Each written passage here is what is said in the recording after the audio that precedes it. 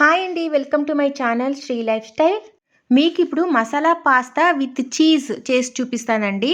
ఇక్కడ carrot, capsicum ఇట్లా కోసి పెట్టుకోవాలండి. చిన్న చిన్న పీసెస్గా కోసి పెట్టుకోకూడదు.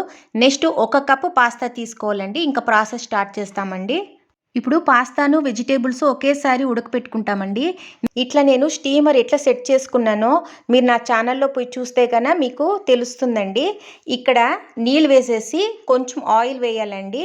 నెక్స్ట్ 1 స్పూన్ సాల్ట్ వేసి నెక్స్ట్ పాస్తా వేయాలండి. నీళ్ళని ఉడికినాకనే పాస్తా వేయాలండి. నెక్స్ట్ పైన వెజిటేబుల్స్ పెట్టేసి ఒక 15 to 20 మినిట్స్ బాగా ఉడకపెట్టాలండి. ఇప్పుడంతా ఉడికిపోయిందండి. వెజిటేబుల్స్ కానీ ఉడికిపోయిందండి. పాస్తా కూడాను బాగా ఉడికిపోయింది.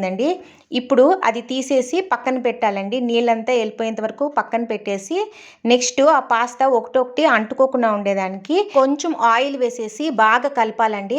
అప్పుడు ఒకదానికొకటి స్టిక్ కాకుండా ఉంటుందండి. ఇప్పుడు అంతా కలిపేసినానండి, పక్కన పెట్టేసినానండి. నెక్స్ట్ ఇప్పుడు ఒక కడాయిలో బటర్ తీసుకోవాలండి. నేను ఒక 2 స్పూన్స్ వరకు బటర్ తీసుకునిన్నానండి. నెక్స్ట్ ఒక టమాటోనండి ఇట్లా మిక్సీలో కొట్టి బాగా పేస్ట్ చేసేసి ఈ బటర్లో వేసేసి బాగా ఉడకనివ్వాలండి.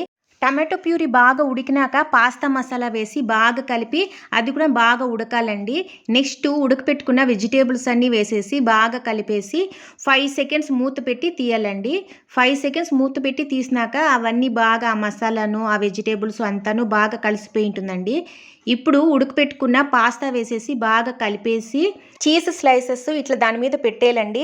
మీకు ఎన్ని చీజ్ స్లైసెస్ పెట్టాలో అన్ని పెట్టుకోవచ్చండి. నేనేమో ఇక్కడ 4 పెట్టుకునిండాను. 5 సెకండ్స్ మూత పెట్టి తీస్తే masala pasta with cheese ready అయిపోయిందండి. ఈ మసాలా పాస్తా చాలా టేస్టీగా ఉంటుందండి. ఓకేనండి. ఈ వీడియో కానీ నచ్చిందంటే లైక్ చేయండి, షేర్ చేయండి, సబ్స్క్రైబ్ చేయండి.